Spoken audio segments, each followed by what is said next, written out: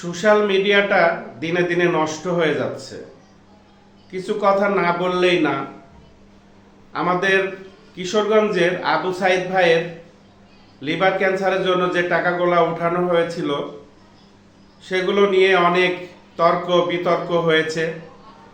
নরসিংদীর কিবরিয়া এবং অনেকেই এটা নিয়ে খুব কাদা ছড়াছড়ি করছে। অনেকেই সাইদ ভাইয়ের দোষারোপ করছে।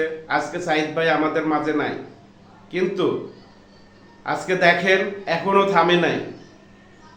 চট্টগ্রামের জুয়েল ভাই আর থটসআপ বিল্লাল ভাই এবং বড় বড় যারা কন্টেন্ট ক্রিয়েটার আছেন সবাই খুব ঢিলাঢিলি করতেছেন। এই যে আপনারা ঢিলাঢিলি কাদা ছোড়াছুড়ি করতেছেন, ওকে গালাগালি করতেছেন, ভাই এই গালাগালি গুলা আসলে ঠিক না। চলুন আমরা দেখে আসি কে কিভাবে গালাগালিগুলা করতেছে।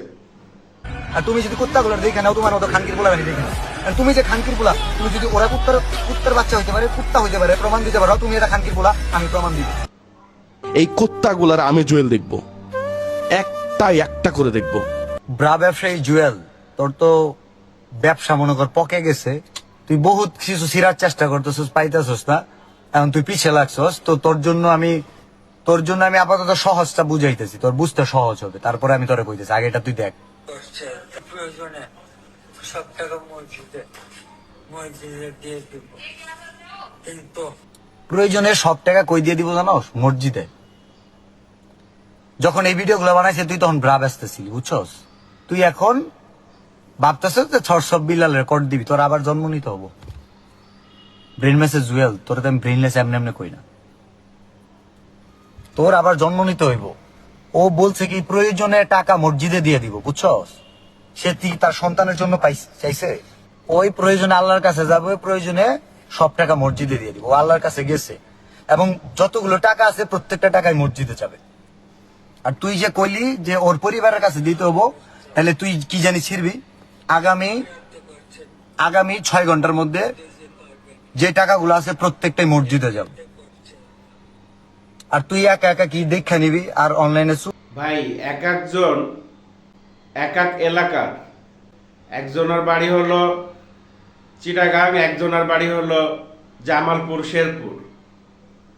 এই যে আমরা যে গালাগালিগুলা করতেছি অনলাইনে আইসা, এটা বাংলার মানুষ ভালো চোখে দেখতেছে না, খুব খারাপ ভাবে দেখতেছে। আপনাদের মতো এরকম মানবতা ফেরোওয়ালারা যদি মা বাবারে তুলে গালাগালি করেন, তাহলে আর সোশ্যাল মিডিয়াতে কিছু থাকলো না ভাই। মান সম্মান সব চলে গেল।